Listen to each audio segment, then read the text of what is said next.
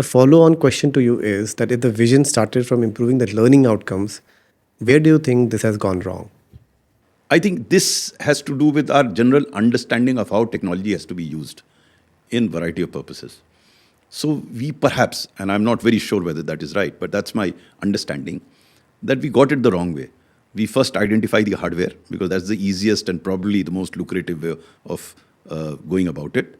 So hardware was identified, hardware was procured. And then we thought in terms of software.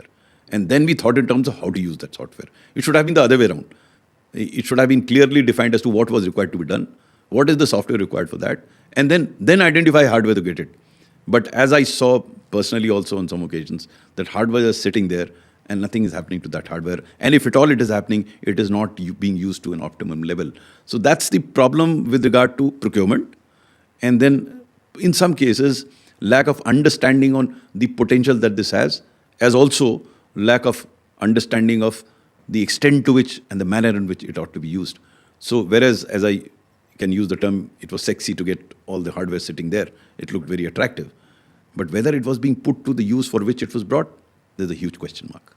So, where is the gap then? Is it the gap in terms of intent of the officials who are involved in the procurement? Is it lack of understanding? Where is the gap? It is a combination of all. I mean, yes, I think some people have a different objective of IT in the sense of getting hardware because there is money there. In some cases, there is indifference. There is a decision taken, it has to be done, so it is being done. I'm not very sure whether schools are even being sensitized about the potential of what they are getting. Because yes, equipment is coming, so any equipment and associated equipment with it, tables, chairs and what have you, it looks very attractive. But whether the school themselves internalized the potential of what was being procured there.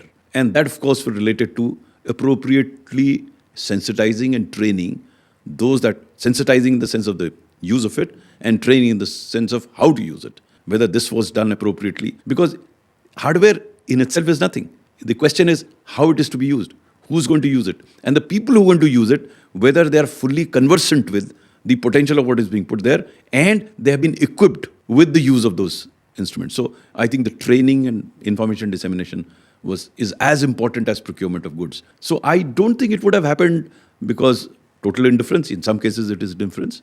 In some cases, not being fully aware of the potential of those equipments, because such decisions get taken at a different level, and then they get, so to say, imposed on people below, rather than they're not so much demand driven as they're supply driven. So you have it, someone decides sitting somewhere that this needs to be done, it gets imposed on those people, and since it has to be imposed, it comes.